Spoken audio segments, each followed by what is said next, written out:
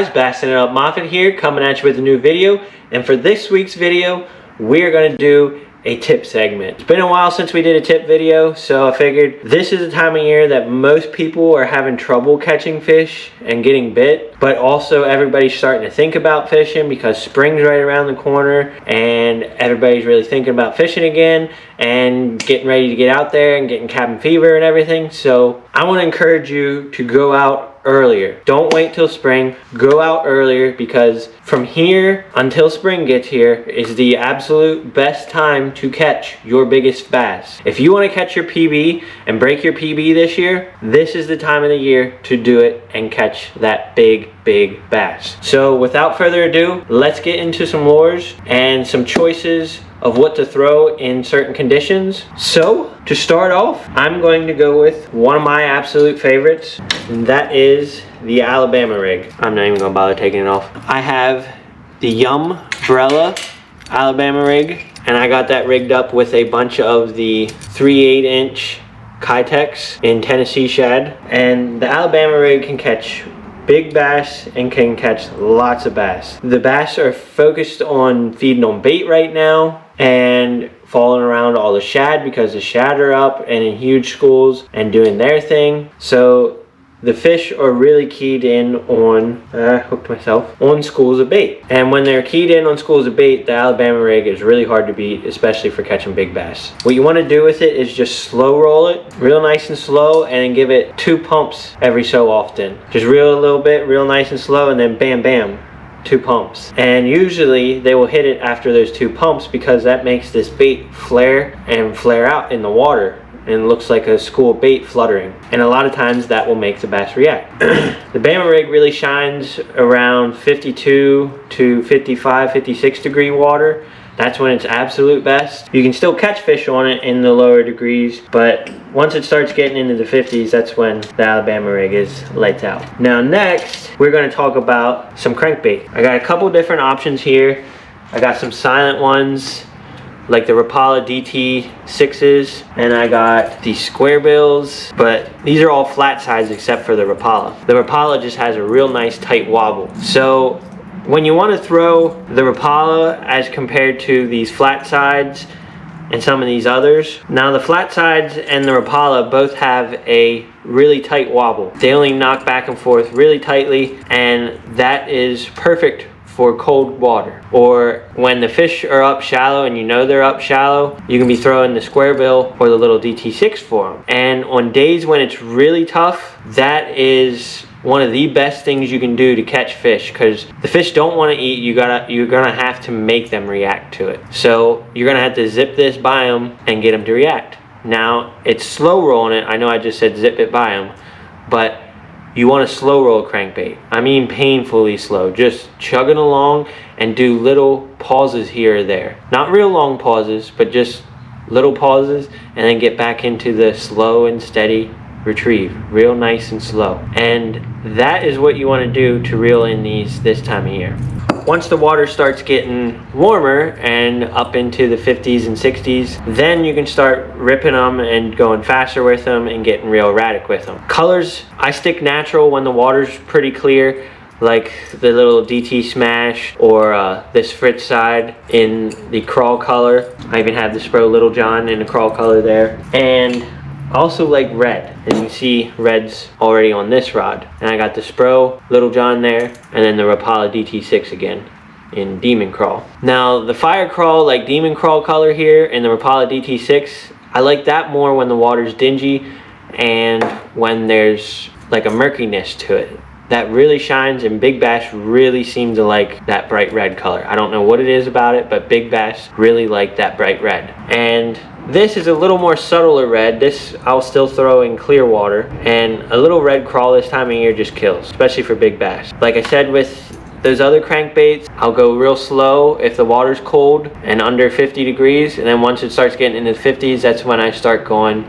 a little bit faster with it. Next, we have the chatterbait. I got 3 different chatterbaits here, 3 different colors. You want to have a green pumpkin type, green pumpkin with blue or green pumpkin with red works really good this time of year. I've always done really well with it. Black and blue There's something about black and blue with big fish. Black and blue is always a good staple, especially on like cloudy days or in muddy water as well. And fire crawl. Like I said with the crankbait, the fire crawl color, I will generally throw in dingier water or murkier water or dirty water. But once the water starts getting really warm, I will start throwing it some on sunny days in clear water, because like I said with the crankbait, there's something about red with big bass. But when the water's still cold, you want to do a real slow retrieve, just reeling them real slow along the bottom, banging them into the cover, just enough to make that blade flutter. And then once the water starts getting warm, you can start speeding up your retrieve a little bit and then making this bait pop around and do more, giving it little pumps here and there with the reel handle, or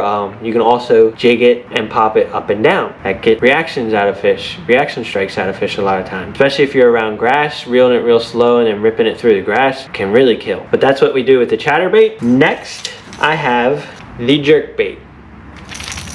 On here I have a Megabass Vision 110 plus 2. Now this is when the fish are still deep. I'll be throwing this, and this is what I typically will throw on a sunnier day or in clear water. This color, this is the Wakasaki color. And once the water's real cold, kind of like I said in my last video that I was doing the jerkbait fishing on the river, when the water's still cold and below the 50s, I will do real slow retrieve with the jerkbait, just 2 or 3 pops, and then a real nice long pause. Try to pause at least 10 seconds.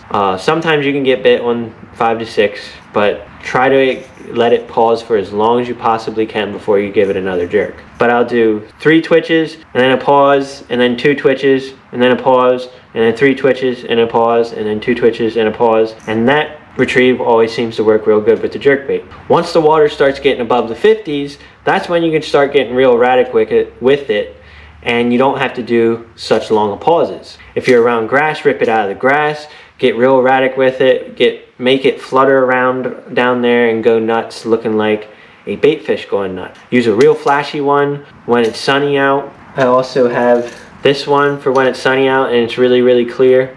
In dirtier water, I like to throw like a gold with black, or a perch color, like a bright perch color, sometimes even fire crawl.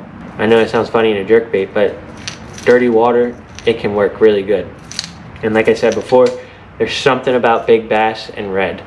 And next, we have the Swimbait. Now this is the 6-inch mag draft freestyle. You can throw this around cover. This is weedless, so you can throw it around trees and grass, any kind of hard cover too, like rocks and riprap. You want to be slow rolling it right along the bottom, just real slow, chugging along. Now this is the 6-inch, but I want to encourage you to throw the 8-inch. The 8-inch will catch you a lot bigger bass, and you'll still catch fish on it. Some of you may think that it's too big of a bait for fish around here. It's not. They will definitely eat it. You'll catch 3.5 and 4 pound fish on that all day long. You might even catch 2-pounders on it, but they will eat it, and it will catch you your bigger bass. And if you want to catch big bass and that's your goal, then that's definitely what you want to be throwing. This is the time of the year to catch big bass, so that's why you want to throw that bigger style swim bait. It gets real boring throwing it and going real slow like that, but I'm telling you, it's worth slow rolling a big swim bait this time of year. That's something I will typically pick up first a lot of times, and if I can't get anything on that, I'll switch to a lot of these other baits. The crankbait is usually my ones I go to when there's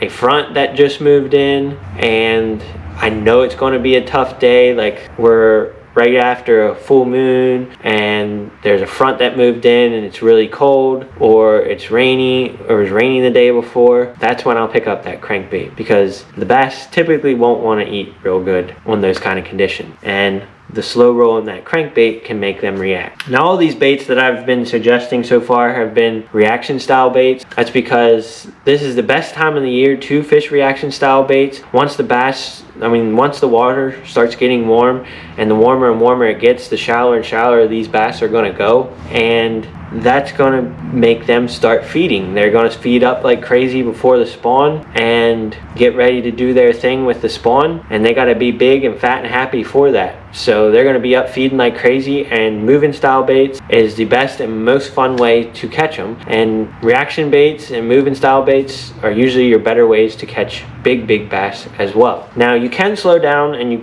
can still catch fish going slow, but me personally, why would you want to fish slow when you don't have to? That's a lot more boring. I would much rather rip in a crankbait or a chatterbait and be reeling and in tune with my bait the entire time. Not that I'm not in tune with it with slower moving stuff, but you're constantly moving and doing something. And I have ADHD, not literally, but basically I can't sit still that long, so I have a hard time slowing down real slow with slower moving baits like a jig or a Ned or something like that. Not saying you can't catch fish on them, because you can, especially when the water's still really cold. A jig and a Ned are really good baits. But when I'm going to be throwing a jig this year, I'm going to be throwing the new Ike's Missile Jigs Monster Jig, and I got that paired up with a NetBait Pack-A-Toad, huge crawfish style presentation. Like I said, this is the time of year to catch your biggest bass, so you want to go big. Catching 2-pounders is fun, but catching 5s, 6s, and maybe even 7s or 8s is way more fun.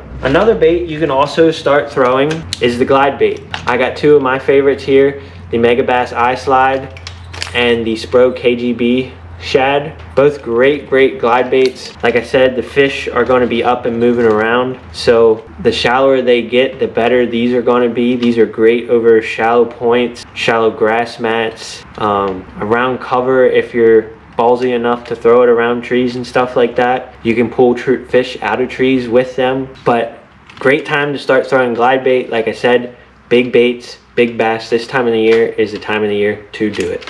But like I said, all these baits are going to be baits that you're going to want to be throwing from here out until the end of March into spring, basically up until the bass start spawning and getting on beds. I love fishing reaction baits. I'm a power fisherman at heart. I love fishing this kind of stuff, and this is the kind of stuff that I use to catch most of the fish that I catch out there this time of year and at a lot of the places that I go to. Hopefully you guys enjoyed this little tip segment, and if you did, please make sure you hit that like button. It helps get my videos pushed along further with the algorithm. And also get entered into my giveaway. We're going to be giving away 5 of my favorite lures as soon as we hit 1,500 subscribers.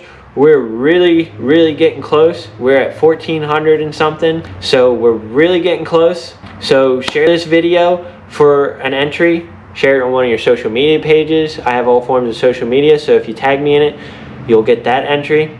And you can also comment for an entry. You got to be subscribed to the channel, and you got to like this video. That's 4 ways to get entered into this giveaway, and we're going to be giving away 5 of my favorite lures, I said. So get entered into that, and we'll see you next Thursday, guys. Tight lines. Just wanna be great. Yeah, I just wanna be great, yeah.